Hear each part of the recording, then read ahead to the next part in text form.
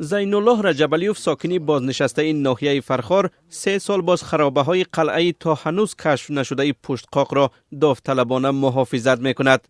او میگوید طبق روایت های مردم قلعه نشانی از زمان دولتی باختریان است و نام اساسیش قلعه شاه مقاتل بوده است. و مرکز شهری بربر میگفته بودند که شهر بربر سرشوی شهر بربر از قلعه سیادی سرحد نویه حمدانی آمده تا ساکسان آخری قدیمه بابا سفال اورجینیکت حالا نام دارد ناموی بعدینه موندگی آمده به قلعه زولی زرد کلخوز کمونیسم همراه می شود. همین موضع ارتباز خرابه های قلعه پشتقاق که حدود 6 گکتر مساحت دارد نه در زمان شوروی و نه بعداً ҳафриёт نشده است.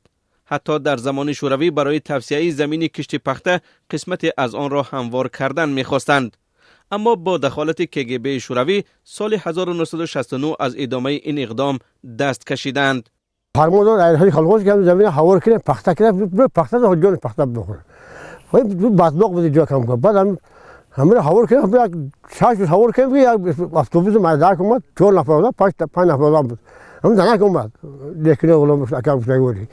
اوما گوش که اینجا مانای کوزا پوزا برامد بعد کوزا چیزان پدپودا برو مغازه کوی بیشتر تو مغازه تو آرخیو بود.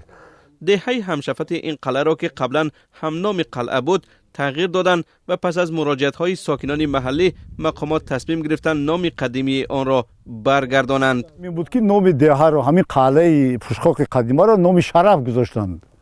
باستانشناسان تاریخ قلعه پشتقاق را مربوط به عصرهای 3 و 1 پیش از میلاد مربوط می‌دانند. به قول آنها تا عصر 14 میلادی در حدود این قلعه آدمان زندگی می‌کردند. اما به سبب تا هنوز ҳафриёт نشدن قلعه پشتقاق را مربوط به محدودیت‌ها در آموزش عنوان می‌کنند. یکم که ما باستانشناسان خیلی مقدارن کم هستیم. فهمیدی؟ دوم که مبلغ نیست. مبلغ آموزشی مثلا برای حکومت ما دولت ما امروز اقتدار اقتصادیش چندان بلند نیست که مثلا برای آموزش همه ناحیه‌های تاجیکستان مبلغ جدا کند. حاضر این باستانشناس تاجیک تصمیم دارد در سال آینده با گروه باستانشناسان فرانسوی آثار تاریخی در حدود ناحیه فرخار از جمله قلعه پشتقاق را آغاز کنند. حالا در تاجیکستان حدود 2500 یادگاری تاریخی وجود دارد که حدود خیلی کمی آن مورد آموزش و ҳафриёت قرار گرفته است.